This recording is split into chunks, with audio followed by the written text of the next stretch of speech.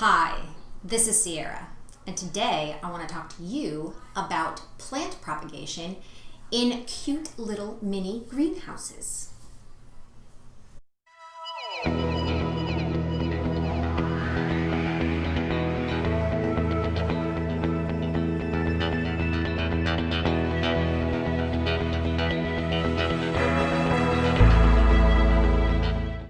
Okay, so we have two little greenhouses.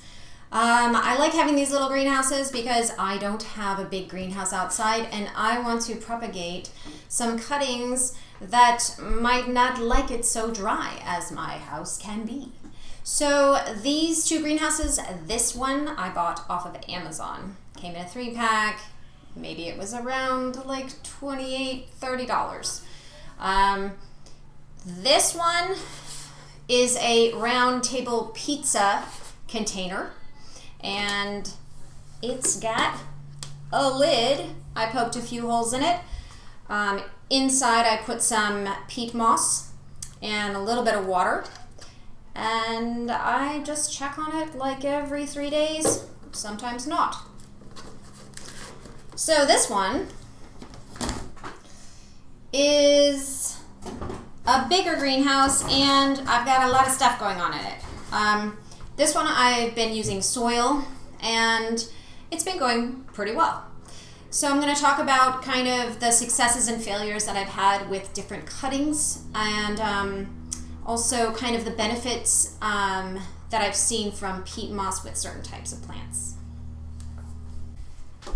So one of the big problems that I've had with these greenhouses in general is that sometimes plants rot. They get too moist. Either I didn't let enough airflow in, or I just sprayed it too much, or that plant just really didn't like it that moist. So I've had some plants in here die, some begonia leaves that just rotted. Well, it's gonna happen.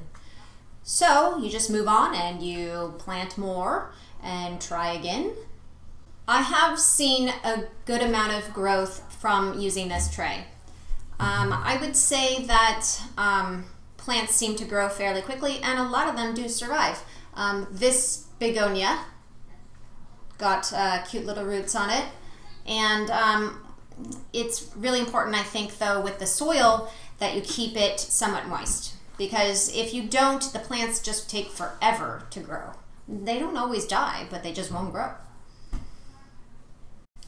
So with the peat moss one, I really only used plants that were on the more tropical side. We're used to a higher humidity, and the peat moss is going to retain even more moisture, and it can grow mold. If you see mold growing, I would take it out or wipe it out. But I was surprised at how fast I saw roots growing. This is all new growth in the peat moss. I would say that the growth was a lot faster than in the soil. You can also see mold grow on the soil type of mini greenhouse, except it's just not as common. The plants themselves will get moldy, but you don't really see it growing on the soil. Not as often. I've seen it in this container a lot more. I just think it tends to stay a little bit more humid. I do have airflow in both of them.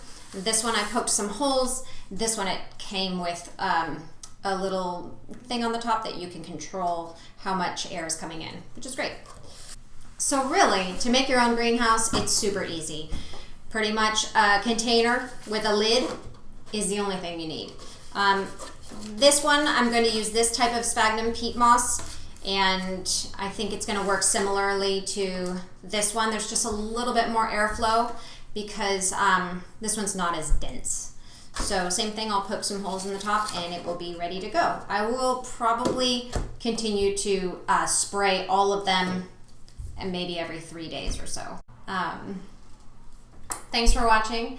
Please click the subscribe button down there with the notifications button, and if you want to comment about your DIY greenhouses, I would love to hear about it. Thank you so much. Bye.